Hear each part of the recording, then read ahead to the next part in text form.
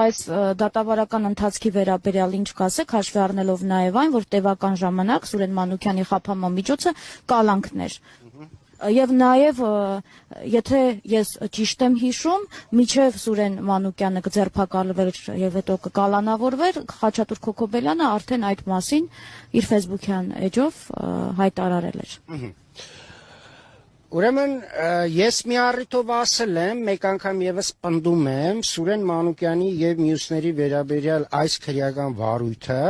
դա Հայաստանի Հանրապետության դատաիրավական համակարգի ամոթն է։ Պարզ բացատրեմ, թե ինչու։ Շորթումը դա մեղսագրված է շորթման որակյալ հանցակազմ մեղադրյալներին, այն իրենից ներկայացնում է առանձնապես ծանր հանցագործություն։ Այս հանցագործության հիմքով, այս հանցագործության կապակցությամբ քրեական վարույթը նախաձեռնվել է ակնհայտ ապօրինի, այսինքն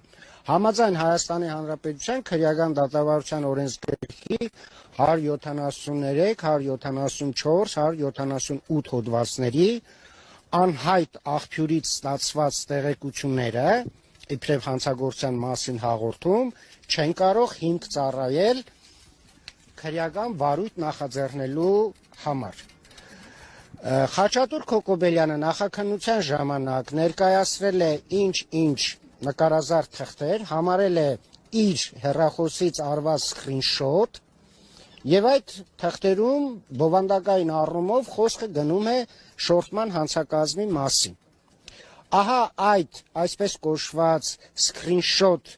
թղթապանակի հիմքով էլ նախաձեռնվել է վարույթ առանձնապես խոշոր չափերի հասնող հանցագործության, այն է շորթման կապակցությամբ, որի իրավունքը բնականաբար նախաքննական մարմինը չուներ, քանի որ դրա ստացման աղբյուրը անհայտ է։ Սա մեկ։ Երկրորդը, երբեք եւ ոչ մի անգամ քրեական վարույթ չի ներկայացվում առանց հաղորդում ներկայացրած անձին նախազգուշացնելու սուտ մատնության համար նախատեսված քրեական պատասխանատվության մասին։ Խաչատուր Քոքոբելյանը ըստ էության ներկայացրել է հանցագործության մասին հաղորդում, սակայն չի նախազգուշացվել սուտ մատնության համար նախատեսված քրեական պատասխանատվության մասին, եւ այդ պայմաններում բնականաբար քրեական վարույթ չպետք է հարուցվեր։ Եվ երրորդ 178 հոդվածը ասում է, որ քրեական վարույթ նախաձեռնելու զուգահեռ քննիչը պարտավոր է միջոցներ ձեռնարկել եւ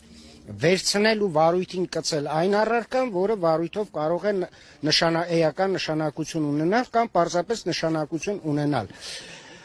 Խաչատուր Քոքոբելյանը, երբ որ ներկայացրել է սկրինշոտ կոչվող թղթապանակը, կից ունեցել է գրված դիմում, որտեղ նշել է, որ այս սկրինշոտը արված է իր հեռախոսից։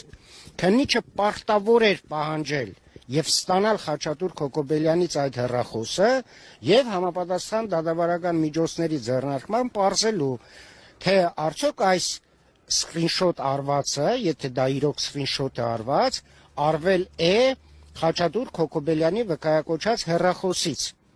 Արդյոք այդ հեռախոսում բովանդակում են այնպիսի գրառումներ, հաղորդագրություններ, որպիսի կամրագրված են սկրինշոտ կոչվող թղթերի վրա։ Քննիչը սա էլ չի արել։ Ավելին, Խաչատուր Քոքոբելյանը իր հարցաքննության ժամանակ, որին ես ներկա չեմ եղել, բայց դիմել եմ դատարանին, ստացել եմ ձայնագրառման սկավառակը եւ լսել եմ։ Իմ վստահորդի Սուրեն Մանուկյանի հարցադրմանը ի պատասխան հայտնել է, որ ինքը պատրաստ չէ ներկայացնելու այդ հեռախոսը։ Սա ինչ է նշանակում։ Սա նշանակում է, որ այսօր մեղադրյալները պատասխան են տալի առանձնապես ծանր մի հանցագործության համար, որով վարույթը նախաձեռնվել է ակնհայտ անհիմն եւ այդ մասով այդ վարույթը այս պահի վիճակով պետք է համարել ապօրինի վարույթ։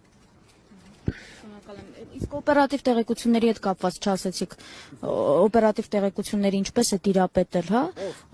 Խաչատուր Քոքոբելյանը նախաքննական մարմնից ստացած տեղեկություններ են եղել կամ այդ ժամանակահատված։ Հարցին ինչպես յուրաքանչյուր բանական մարդ, այնպես էլ ես